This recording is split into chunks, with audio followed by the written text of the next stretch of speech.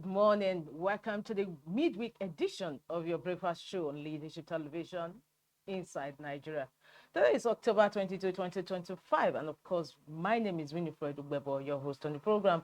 Without wasting much time, let's look at newspaper review. And of course, we always want to start with Nigeria's most influential newspaper, Leadership. Leadership's leading story this Wednesday says disquiet over possible tenure extension for all Progressives Congress executives. And the governor say we deliberate on it at appropriate time. That story is on page 4 of Leadership. Disquiet over possible tenure extension for all Progressives Congress executives. Perhaps we could share some excerpts from that leading story. There's growing anxiety in the All Progressives Congress APC over the prospects of a tenure extension for the party's executive committees across the board. This comes as the conduct of congresses and the national convention of the party each towards the December deadline. It was gathered that party stakeholders are anxious about what direction President Bola Tinubu intends to take regarding the leadership structure at all levels ahead of the 2027 election. However, the party's governors have assured that there is no cause for concern as party leaders will deliberate on the issue at the right time. The chairman of the Progressive Governors Forum and Imo State Governor, Senator Hope Uzodinma, told leadership through his media aide that the APC functions as a united family and we protect the interests and aspirations of Nigerians at the state and national levels. Meanwhile, the APC national spokesman, Phyllis Moka, did not respond to inquiries by leadership on the matter as of press time. Recall that the APC conducted its last world local government and state congresses in 2021, while its national convention, which produced Senator Abdullahi Adamu and Senator Iyola Omishore as national chairman and national secretary respectively, was held in March 22. Disquiet over possible tenure extension for all Progressives Congress executives. Excerpts from that leading story on Leadership today. We'll continue with other stories gracing the cover of Leadership this Wednesday. 65-year-old patient plays musical instrument during brain surgery. That story runs on page 2 of the paper. And on the business boss of the paper today, government moves 65 years retirement age for air traffic controllers. Mass air pilot delays passengers for hours over pay disputes. And the story runs on page 45 of Leadership. Sultan Association differ over alleged genocide against Christians. Sultan Association differ over alleged genocide against Christians. We have the pictures of the victims of the exploited tanker that took place yesterday in Minna, Niger State. Nobadegji Road in Kacha local government area of Niger State yesterday, and some of these victims are in the hospital. It was alleged that most of them, the victims, were actually scooping fuel from the tanker which derailed. Tinubu nominates Bernard Doro as minister. Bochi gets 14 additional Emirates chiefdoms. Tanker explosion claims 35 lives in Niger. And of course, we move to the masthead. Above it, we have why opposition governors are defecting to APC, coming from the Nasarawa State Governor Sule. You'll find that story more on page 50 of the paper. And lastly, on the cover of Leadership this Wednesday, court remands Nnamdi Kanu's lawyer, brother, 11 others in Kuje prison. From there, we'll move swiftly to the page. This time around is not page 3. We move to page 3 of the paper. Okay, it's still page 3 of the paper where we have our stand. Today's stand is on the police and political gatherings. The police and political gatherings. Recently, Kaduna State High Court issued a decisive ruling declaring the police attempt to suspend political meetings and gatherings in the state as null, void, and unconstitutional, and a clear gross abuse of power. The court, in its ruling, delivered on the suit filed by the Commissioner of Police against the African Democratic Congress, ADC, and the Social Democratic Party, SDP, ordered the police to pay 15 million naira for violating the defendants' fundamental human rights. Justice Murtala Zubairu held that the notion that the police can indefinitely suspend the fundamental rights of association and assembly of every political party in the state is an overreach and constitutes an abuse of statutory powers. We recall that the circumstances leading to the suit, which in our opinion informed this decisive judgment, occurred when suspected hoodlums disrupted a political meeting organized by the Kaduna State chapters of the Social Democratic Party SDP and the Action Democratic Congress ADC in Kaduna Metropolis. We'll move towards the conclusion where the paper actually takes a stand inside our stand. It says Justice Zubaru's verdict is a victory, not just for the members of the opposition, SDP and ADC in Kaduna State, but for all Nigerians, regardless of their political party affiliation. As we send a clear message to overzealous security operatives that some rights are inalienable. As a newspaper, we believe the court was lenient enough to have slammed a paltry 15 million naira fine. The fine should have been higher to serve as a deterrent. Beyond the verdict, concerted efforts must be made, subject to the police command appealing the ruling to ensure it pays the 15 million naira fine. By and large, one fact that cannot be disputed is that the verdict, which has effectively criticized the police for their failed attempt to hold political meetings, has sent a strong message to whoever cares to listen that the police or any security agency for that matter cannot silence politics. Today stand in leadership, the police and political gatherings. From our stand, we move to the back page of leadership, where we have Wednesday column with Olufunke Baruwa. Today's column is on "To err is human, to pardon is presidential." To err is human, to pardon is presidential. Wednesday column with Olufunke Baruwa. We'll take a quote from that column. It says, "The real test of leadership is ensuring that mercy does not become a cover for impunity." The real test of leadership is ensuring that mercy does not become a cover for impunity. Quote from this Wednesday's column today with Olufunke Baruwa: "To err is human, to pardon is presidential." Before we leave the back page of leadership, let's go to Ghana Must Go. On the news that is from Abia State Governor Alex Oti, he says, "I haven't joined APC." And of course, Ghana Must Go ask him, till when? Till when, Oti? Is on that note, we conclude review of Leadership newspaper this Wednesday.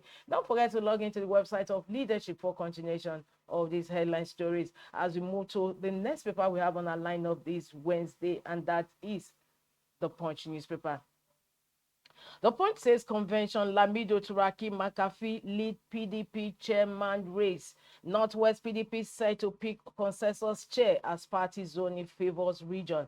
Party set for convention. This is a kicker to the leading story on PDP impending or intending convention. Lamido Turaki McAfee lead PDP chairman race. Sanwo-Olu, Fashola and Bode, Lagos APC endorsed Tinubu's re-election. MDAs under fire as federal government probes TSA violations. Hit and run driver kills Lagos director days before retirement. Amupitan resumes next week ahead of Anambra poll. Beside the masthead of the Punch, Diri delays APC move amid severe Lokobiri power talks. And above the masthead of the Punch, Presidency CAN, that is Christian Association of Nigeria, clash over Christian genocide claim. Niger governor mourns as 35 killed in tanker explosion. Lastly, on the cover of the Punch, presidential pardon, AGF orders multi-agency probe. And that also concludes review of front headline stories on the Punch this Wednesday. For more, log into the website of the Punch newspaper. We move ahead to the next paper we have on our lineup, and that is Vanguard. Vanguard's leading story is on Abuja protest. It says court remands Kanu's lawyer, brother 10 others in prison. Defendants chanted war songs, police allege. "I'm safe," but still in Kuje prison. Ejimako. Wabara demands release of Kanu's brother orders. "We are mimicking democracy," Farotimi. Force police judiciary. Action Aid Amnesty International condemn assaults on protesters. Kickers to the leading story on today's Vanguard newspaper. Abuja protest. Court remands Kanu's lawyer, brother 10 others in prison. Court nullifies Ebonyi 2024 local government elections, sacks chairman, councillors. Tanker explosion, over 30 killed in Niger, scooping fuel from falling tanker. Why Nigeria should not be designated country of concern, coming from Bishop Kuka. The Christian Association of Nigeria fires back at presidencies, says Christian genocide. Read that story is on page 14 and 8 of Vanguard. Why Nigeria should not be designated country of concern, coming from Kuka. 2026 World Cup qualifier, NFF rolls out plans for Super Eagles playoffs. And that takes us to the stories about the masthead of Vanguard newspaper. 73% rural residents say inflation rate is high, coming from CBN. Of course, shortly after this paper review, we're going to be looking at the MBS recent report on inflation, even though CBN says 73% rural residents say inflation rate is high, coming from CBN. Still on Vanguard newspaper, why governors' orders are defecting to APC. Governor Sule is also a leading story on leadership. ISWA plans fresh attacks in Ondo, Kogi, coming from DSS. Ondo Police CP hosts security meeting. And lastly, on the cover of Vanguard, we go after enemies of our sovereignty, coming from the Chief of Defense Staff, CDS. And that also concludes review of front headline stories on Vanguard this Wednesday. For more, log into the website of Vanguard newspaper. We move ahead to the next paper we have on our lineup, and that is Nigerian Tribune. Nigerian Tribune is taking a story from Bishop Kuka, why Nigeria should not be designated country of concern, in quotes. Says Obama administration slowed down fight against Boko Haram under Jonathan. Designation will hurt Nigeria more, he adds. That story continues on page 4 of Nigerian Tribune today, Wednesday. Lagos director dies few days to retirement, 60th birthday party to be buried Friday. The story is on page 5. It's also a leading story on the Punch newspaper. Lagos director dies few days to retirement, 60th birthday party to be buried Friday. Insecurity, Edo government to regulate activities of scavengers, scrap dealers. Tinubu nominates Doro as minister, forwards name to Senate. And for head news today on Nigerian Tribune, breakthrough blood test could spot dozens of cancer before symptoms appear, according to researchers. Breakthrough blood test could spot dozens of cancer before symptoms appear, and that story is on page 5 of Nigerian Tribune.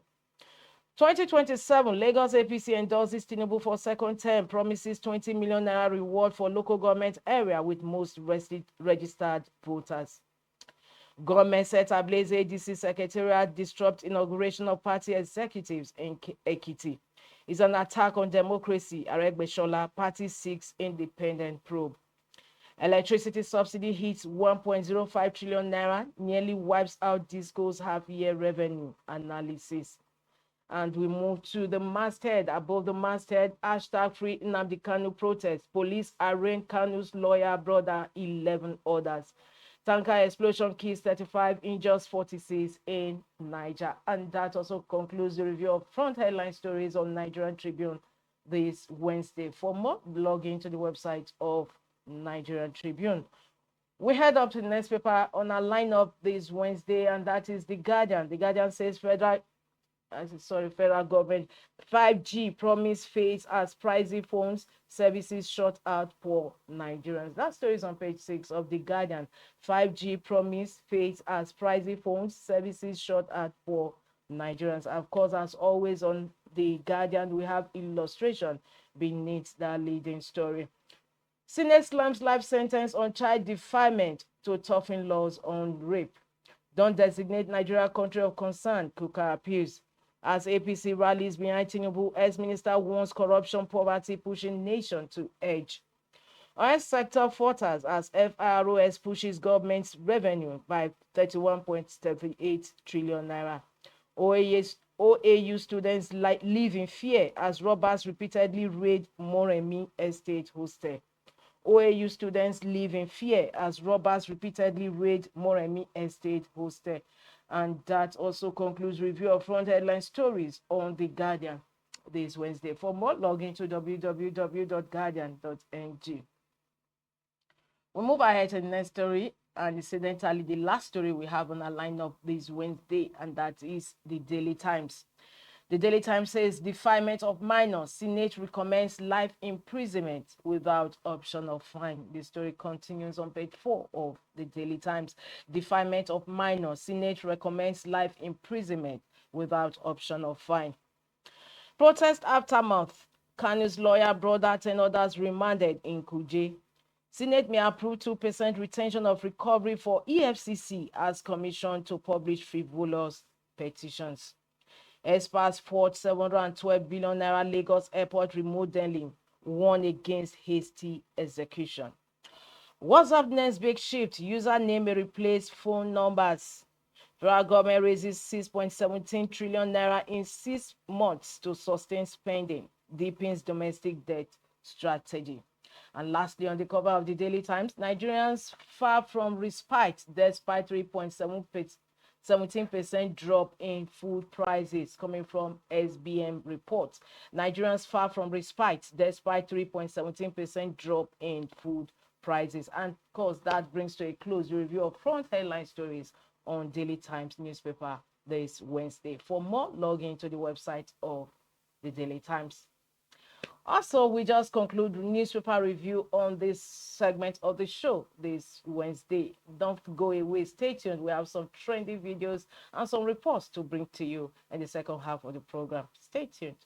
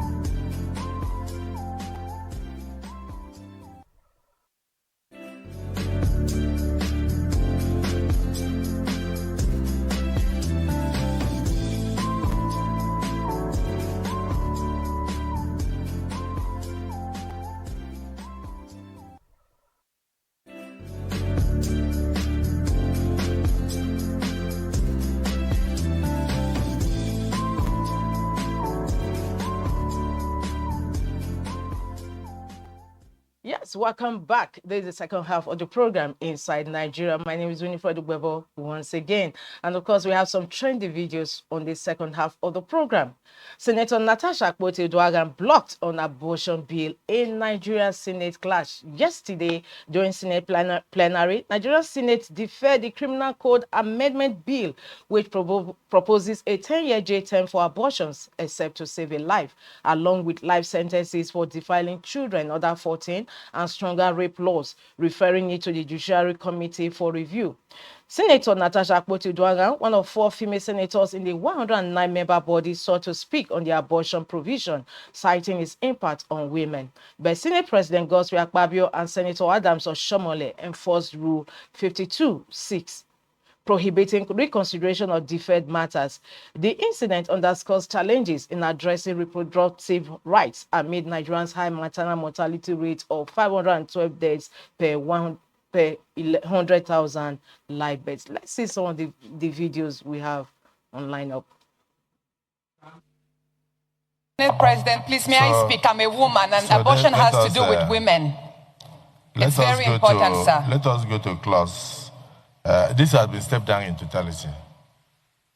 Yes, you distinguished senator, this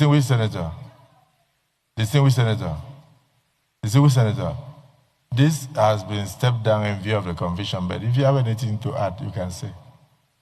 Thank you very much, sir. Senator Natasha Akpoti-Uduaghan, Kogi Central. Sir, this borders on abortion. And yes, Senator, your mic. Mr. President, we have been tutored over and over that when a matter has been concluded and you have dropped the gavel, in this particular case, to allow for more conversation, if you grant exemption to distinguished Senator Natasha, then you must extend the same extension to us, in which case our rules will become meaningless. I think the rules should be obeyed. We have said more discussion, which allow her to make any input, and I also intend to make more input. I think that is the whole essence of deferring it. To continue the debate, many of us will rather debate it here. These are the rules. And those rules have to be followed. If you begin to exercise discretion of granting exemption here, you have to grant exemption there, and here we shall have no rules. Okay, I think the rules should be firm, and it should be applied the way you have done, even when I try to... Distinguished Senator Adamo Shumole, I must add that I'm not a spirit to know what the senator wanted to say. The senator said, I want to say something. But if I knew, I would have referred her to Rule 52, sub 6. Rule 52, sub 6 says, it shall be out of order to attempt to reconsider any specific question upon which the Senate has come to a conclusion during the current session, except upon a substantive motion for rescission. So since the Senate has come to a conclusion and has stepped down this, it shall be out of order. So I ruled Senator Natasha out of order. Yes, we just saw that. However, as sharing news, the Senate has decided that any defilement of a minor in Nigeria henceforth attracts life imprisonment without an option of fine, coming from the Senate President Godswill Akpabio. From there, we still have another report to present. There's a report from the NBS, that is the National Bureau of Statistics, which has rebased Consumer Price Index. According to NBS, Nigeria's inflation rate falls to 18.02%. Nigeria's headline inflation rate is to 18.02% in September 2025, down from 20.12% in August and 32.70% in the same period last year, according to the National Bureau of Statistics. This marks the lowest rate since June 2022, helped by harvest season boost in food supply, a stable exchange rate, and steady energy prices. Food inflation dropped by 1.557%, with notable price declines in maize, garri, beans, and onions. Core inflation also slowed to 19.53%, reflecting a broader cooling of price pressures. Meanwhile, the NBS has rebased the Consumer Price Index to reflect current economic realities. The new system expands the CPI basket to 934 product varieties across 13 divisions, using 2023 as the wage reference year and 2024 as the price-based year. This update ensures more accurate inflation tracking and better informed policy decisions. The Central Bank of Nigeria recently cut the monetary policy rate by 50 basis points to 27%, citing progress in curbing inflation. Analysts say this trend could strengthen the naira and encourage further rate cuts, though recent fuel price hikes and festive season demand may slow the momentum. Regionally, North-Central states recorded the highest inflation, while food inflation remains the main concern in the Southwest and Southeast. Experts believe the easing inflation and new CPI framework signal gradual economic stability, but warn that maintaining forest transparency and tackling high energy and transport costs will be key to sustaining progress. Of course, it comes with reports. So those are the trending issues in the nation presently, which we just presented to you, and the viral video of Senator Natasha Akpoti-Uduaghan in the Senate plenary yesterday. It's on this note we conclude today's Inside Nigerian Leadership Television. We hope to come your way again, same time, same station, tomorrow for another fresh edition of the program. My name is Winifred Bebo. Thanks for joining us. And don't also forget to join us on this station for News on the Hour. Thank you once again. Thank you for watching. For sponsorship and advert placements, please contact 080-3688-6158. Last Word Leadership Podcast Studio. You have the last word. Thank you for watching. For sponsorship and advert